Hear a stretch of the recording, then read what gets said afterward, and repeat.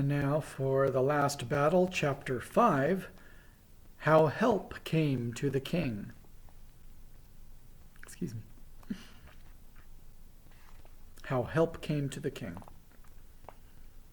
But his misery did not last long.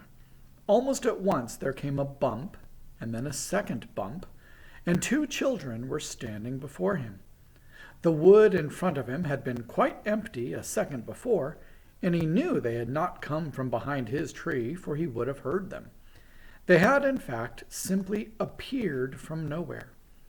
He saw at a glance that they were wearing the same queer, dingy sort of clothes as the people in his dream.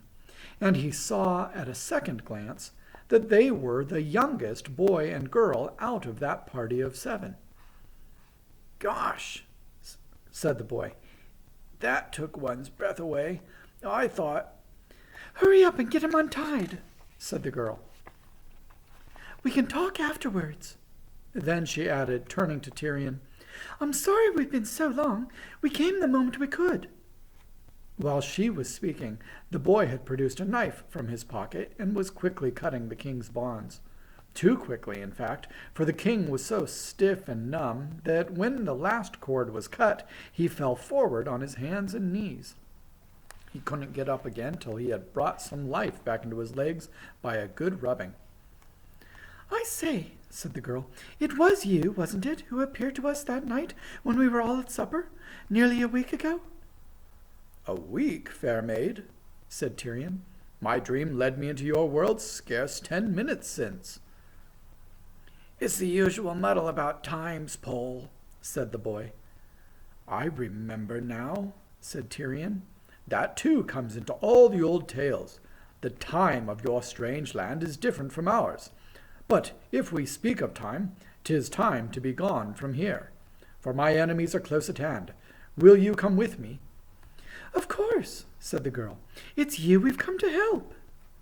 Tyrion got to his feet and led them rapidly downhill, southward and away from the stable.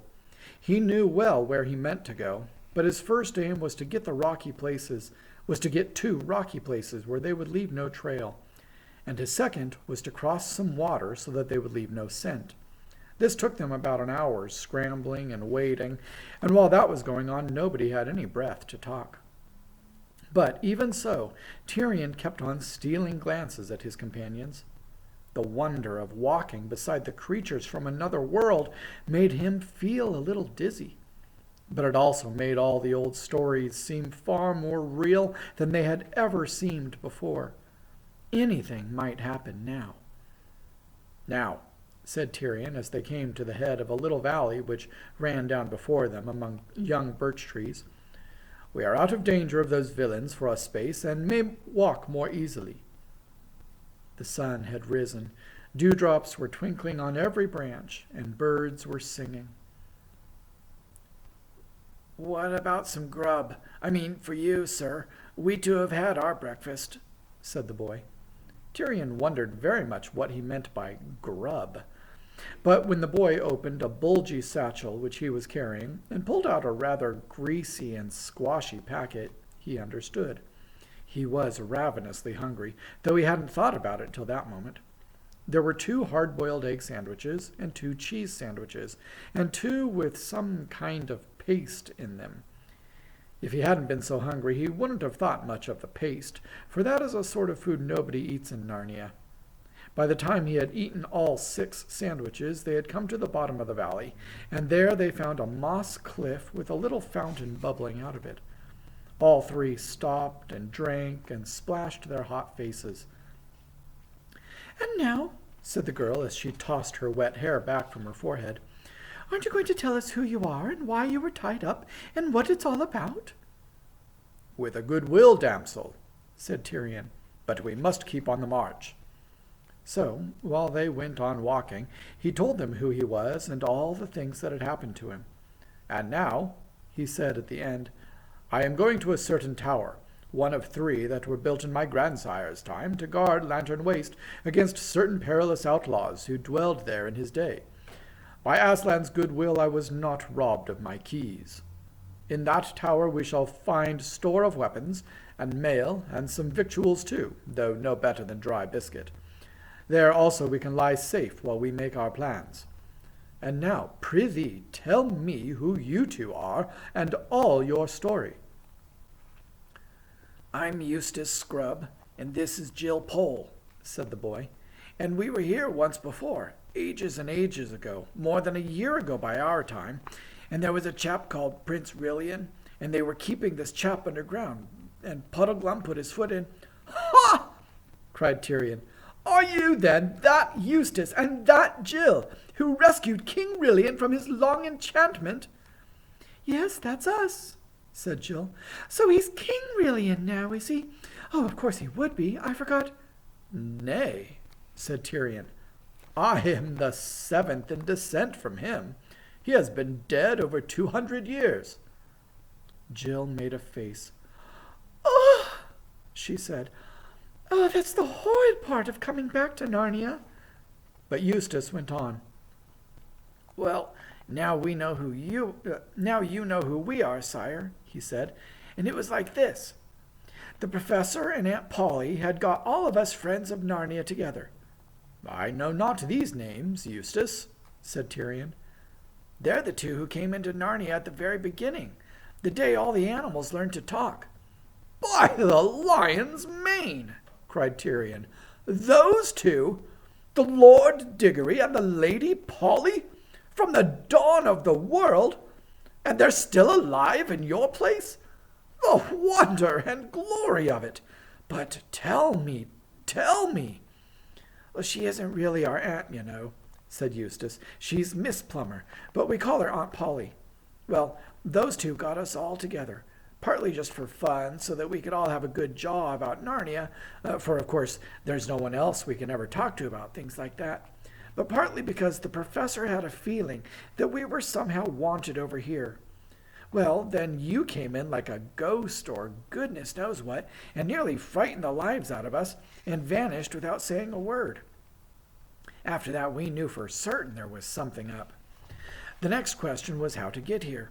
You can't just go by wanting to. So we talked and talked, and at last the professor said the only way would be by the magic rings. It was by those rings that he and Aunt Polly got here long, long ago, when they were only kids, years before we younger ones were born. But the rings had all been buried in the garden of a house in London. That's our big town, sire. And the house had already been sold. So then the problem was how to get at them. You'll never guess what we did in the end. Peter and Edmund, oh, that's the High King Peter, the one who spoke to you. They went up to London to get into the garden from the back, early in the morning before people were up. They were dressed like workmen, so that if anyone did see them, it would look as if they'd come to do something about the drains. I wish I'd been with them. It must have been glorious fun. And they must have succeeded, for next day Peter sent us a wire. That's a sort of message, sire. I'll explain about it some other time. Anyway, he sent the wire to say he'd got the rings. And the day after that was the day Pole and I had to go back to school. We're the only ones who are still at school, and we're at the same one. So Peter and Edmund were to meet us at a place on the way down to school and hand over the rings. It had to be us two who were to go to Narnia, you see, because the older ones couldn't come again. So we got into the train. That's a kind of thing people travel in our world. A lot of wagons chained together. And the professor and Aunt Polly and Lucy came with us. We wanted to keep together as long as we could. Well, there we were in the train, and we were just getting to the station where the others were to meet us, and I was looking out of the window to see if I could see them when suddenly there came a most frightful jerk and a noise. And there we were in Narnia, and there was your majesty tied up to that tree. So you never used the rings? Said Tyrion. No, said Eustace. Never even saw them. Aslan did it all for us in his own way without any rings. But the High King Peter has them, said Tyrion. Yes, said Jill, but we don't think he can use them. When the other two Pevensies, King Edmund and Queen Lucy, were here last, Aslan said they could never come to Narnia again, and he said something of the same sort to the High King only longer ago. You may be sure he'll come like a shot if he's allowed." "Gosh," said Eustace, "it's getting hot in this sun. Are we nearly there, sire?" "Look," said Tyrion, and pointed. Not many yards away, great battlements rose above the treetops, and after a minute's more walking, they came out in an open grassy space. A stream ran across it, and on the far side of the stream stood a squat, square tower, with very few and narrow windows, and one heavy-looking door in the wall that faced them. Tyrion looked sharply this way and that, to make sure that no enemies were in sight.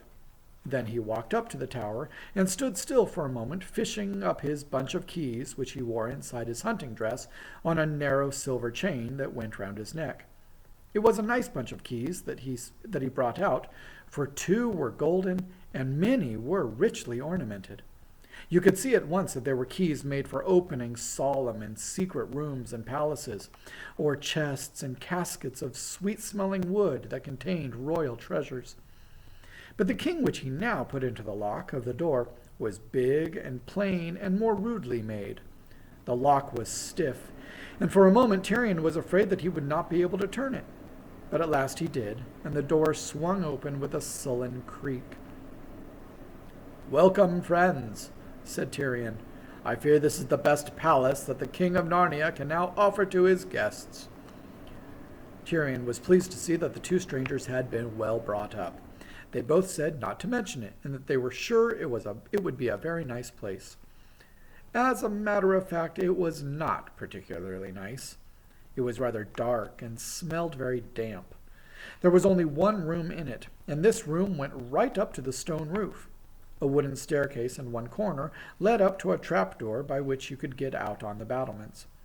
There were a few rude bunks to sleep in, and a great many lockers and bundles.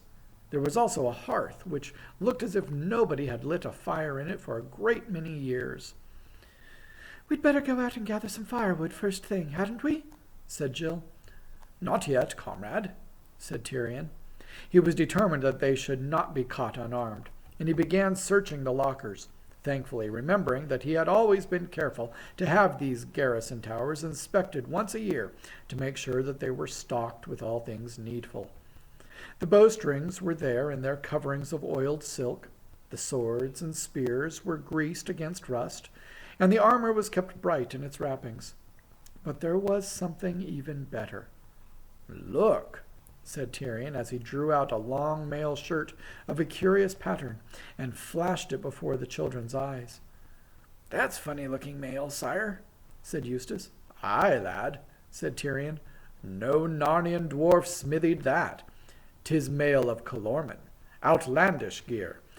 I have ever kept a few suits of it in readiness, for I never knew when I or my friends might have reason to walk unseen in the Tisrock's land. And look on this stone bottle. In it there is a juice which, when we have rubbed it on our hands and faces, will make us as brown as Calormenes." "Oh, hurrah!" said Jill. "Disguises! I love disguises!" Tyrion showed them how to pour out a little of the juice onto the palms of their hands, and then rub it well over their faces and necks, right down to the shoulders, and then on their hands, right up to the elbows. He did the same himself. "After this is hardened on us," he said, "we may wash in water and it will not change. Nothing but oil and ashes will make us white Narnians again. And now, sweet Jill, let us go see how this mail shirt becomes you. 'Tis something too long, yet not so much as I feared. Doubtless it belonged to a page in the train of one of their Tarkans." After the mail shirts, they put on Calormene helmets, which are little round ones fitting tight to the head and having a spike on top. Then Tyrion took long rolls of some white stuff out of the locker and wound them over the helmets till they became turbans, but the little steel spike still stuck up in the middle. He and Eustace took curved Calormene swords and little round shields. There was no sword light enough for Jill, but he gave her a long, straight hunting knife, which might do for a sword at a pinch. "Hast any skill with the bow, maiden?" said Tyrion. "Nothing worth talking of," said Jill, blushing. "Scrub's not bad." "Don't you believe her, sire?" said Eustace. "We've both been practicing archery ever since we got back from Narnia last time, and she's about as good as I am now." Not that either of us is much. Then Tyrion gave Jill a bow and a quiver full of arrows. The next business was to light a fire, for inside that tower it still felt more like a cave than like anything indoors, and it set one shivering. But they got warm gathering the wood. The sun was now at its highest, and when once the blaze was roaring up the chimney, the place began to look cheerful. Dinner was, however, a dull meal, for the best they could do was to pound up some of the hard biscuit, which they found in a locker, and pour it into boiling water with salt, so as to make a kind of porridge. And there was nothing to drink but water. I wish we'd brought a packet of tea, said Jill. Or a tin of cocoa, said Eustace. Or a firkin or so of good wine in each of these towers would not have been amiss, said Tyrion.